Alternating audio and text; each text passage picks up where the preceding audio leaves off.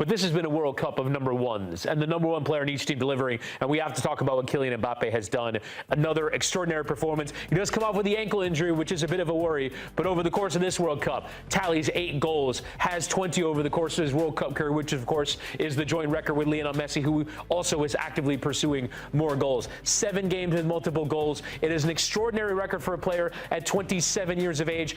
You cannot underscore how difficult it seemed in the past to get to double-digit goals in your World Cup career, how difficult it is to come across World Cup goals. Yes, 20 goals in 20 games and makes it look easy. Is it a little bit premature to say that we are watching the best player in the history of the World Cup? Because Pelé won 3 of them. He is probably the gold standard. Yep. Lionel Messi is also currently setting his standard as well over the course of the last 2. Is this the best player we've ever seen play at this tournament?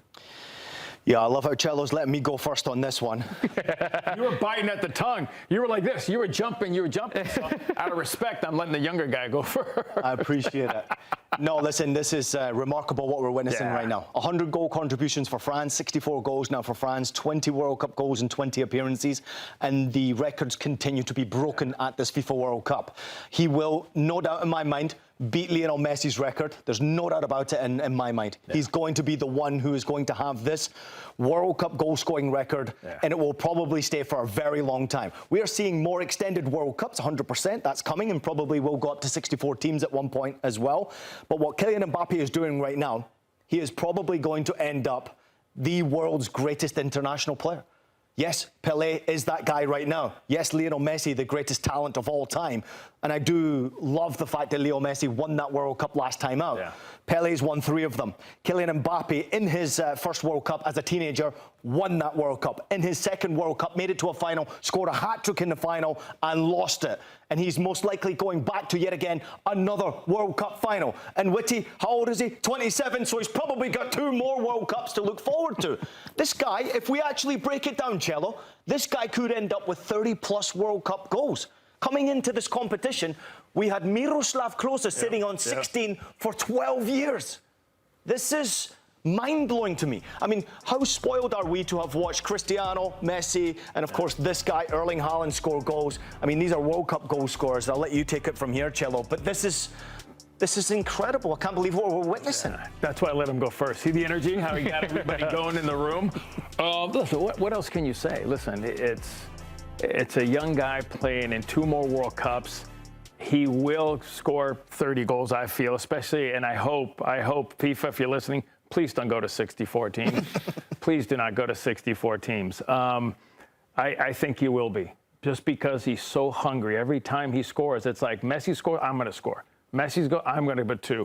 So I see a guy who's hungry. I see a guy who's got a team around him for the next 2 World Cups that are going to be fighting to, I mean, could we possibly see him in a final 4 times in a row? I mean, he's not there yet, but it's sitting there. You don't see the French team getting worse. Yeah, no, I only see it getting better and better and better. So, yeah, you know, it's hard when you talk about he's so 27 years old and we're already putting him up there with Pelé.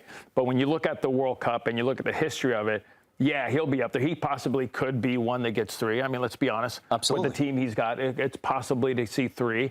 But the beauty is you got to play the game and you never know what happens. But, yeah, I would think that within the next 2 World Cups, he will be far away from the second place goal scorer in a World Cup. We forget how young he is, and yet still the business that he is doing, right? As an 18-year-old winning the FIFA World Cup is ridiculous. The youngest now to obviously have 20 appearances in a World Cup. That's ridiculous in itself. He has now got 12 knockout round goals and 11 knockout appearances. We could continue to break records with this guy. But it's almost become normal now, watching goals going in the back of the net. I mean, I remember, you know, obviously I'm old enough to remember 1990 and 1994 when Cello was running about there smashing people. It was very difficult to score goals, very difficult to even create chances. It was such a battle out there. It was like going to war. But yet we are now witnessing goal scoring on a goal per game average for the national team. I mean, that's almost unheard of 20 years ago. You never saw it. So there's a lot more games, yes. I think there's a lot more offensive play than we've previously seen before. A lot more offensive defenders than there previously was. Tactically better coaches as well. So he's benefiting to how much the game has changed, but also how young the game got. Back in the day, it used to be your prime age was 28, 29 years old. Now your prime age is 23, 24 years old, if you're lucky. These kids have played 100, 150 games by the time they're 21 years old. It's a different game now. And it really does seem like he elevates his performance for France, which is a bit rare. We usually see the best of players in the club game, week in, week out, in their domestic leagues, and they form a better chemistry with their club teammates, and yet here he is in the national team. He absolutely seems to deliver his best. He has that level of explosiveness. The only worry that you have for him right now is the ankle injury. Is he different for you, Whitty, at Real Madrid compared to what he has at France? Yes, I see a level of burst and acceleration and his physical prowess in these games that I don't see for Real Madrid. And the Real Madrid team is clunky. It's a poor fit.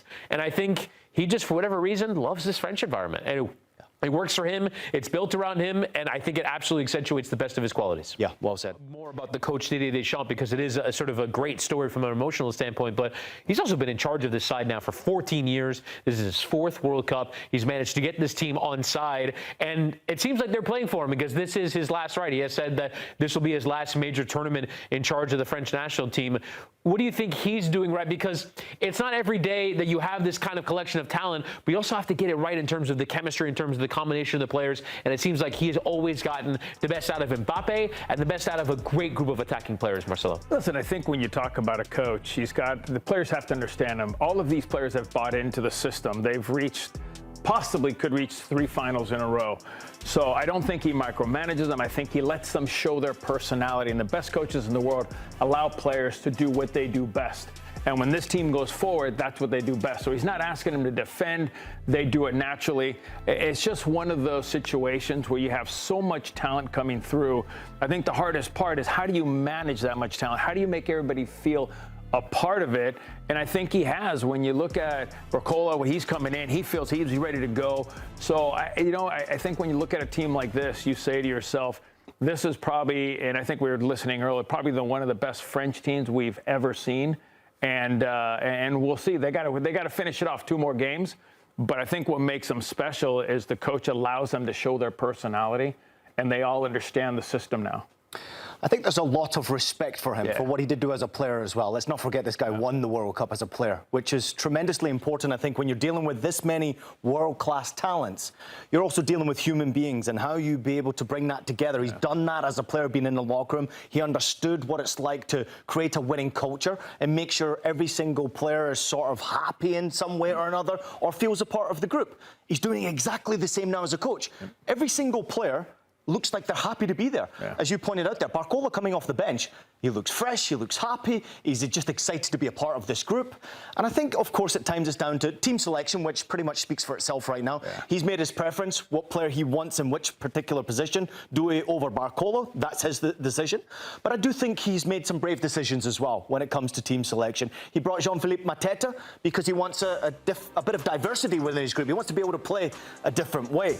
But, I mean, how do you compete with the starting 11? If you look at the bench is probably good enough to get to a semi-final in itself, let alone what we're seeing in the starting 11.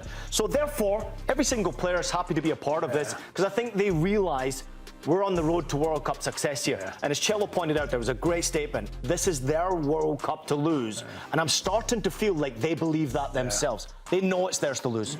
But, Ian, how difficult is that for a bunch of players that would start for 46, 45 of the teams of this World Cup to still be bought in even though you're not playing? It seems like a very difficult thing to do for a manager because while everyone in the ideal world would love to go and win, you also would like to be a part of the reason that you win as well. To be able to manage a group of 26 players, many of whom will be able to start for most of the countries of this World Cup, and yet they're still on side. How do you do that as a team, both internally within the players, but also obviously as a manager as well? Big names, big personalities, big characters, very difficult. Like, let's not forget that France have had a problem with that in the past. And I think the Federation has basically made it clear to every single person who comes in and around Clairefontaine, if you're in that training facility, you understand that you're a part of this group, and the group is one, right? The team is the star. It's not about individual stars. There's a lot of players who've been pushed out of this. Of course, we can go back to Karim Benzema, and of course, he would have been a part of a World Cup winning side had he not obviously had his problems with the coach.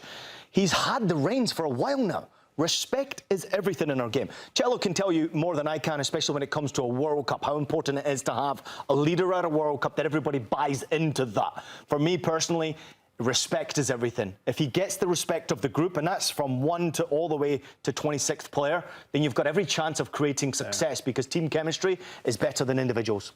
Listen, when you walk into a camp like that and you see the players that are there, you realize you have a chance to win a World Cup. And there's not a lot of teams that you could walk into a World Cup and say, this is possibly ours. You could be holding, at the end of this, you could be holding the biggest and best trophy in the world, and that's the World Cup. So I think that everybody's bought in.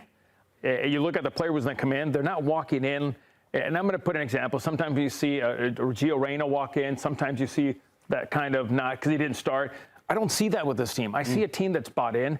I see a team that realizes I know my role. And I think that's the most important part for a coach, is everybody's got to understand their role. The assistant coaches, the trainers, the guys that are coming off the bench. You may not play, but you know your role. Your role is to get people picked up if they're having a bad game. Your job is to put your arm around them and get them back going. Your job is to train hard every day when the other guys are taking a break to make sure you're ready to go if you step in. And I think watching this group, the confidence, you got to believe in your coach. You got to believe in the system. You got to believe in what he's telling you is going to help you win a World Cup. And this team is bought in. I mean, I remember watching the last World Cup, and Mbappé would score, and it'd be like, okay, 2 or 3 guys would go celebrate. Now guys are scoring. They're all running to the bench, and it's not 1 or 2. It's the whole team. The bench comes off. So they've bought in. I think they realize how close and how good they are, but how close they are to winning a second World Cup. It could have also gone horribly wrong, right? Because Dembele has a personality. He's proven it in the past. He's the current active Ballon d'Or holder. Yeah, sometimes can be a bit grumpy as well. You know the game against Paraguay? Yes. The game against Paraguay, I think you learn a lot about the character within the group when they're all fighting for one another.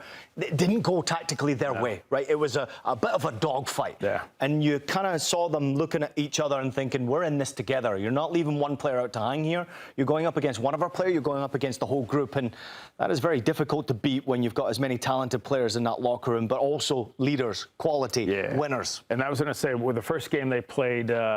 Senegal, you've got a good memory. When you look at that game and you put Dembele as the 10, and it doesn't work for 45 minutes, they put Olise in the middle.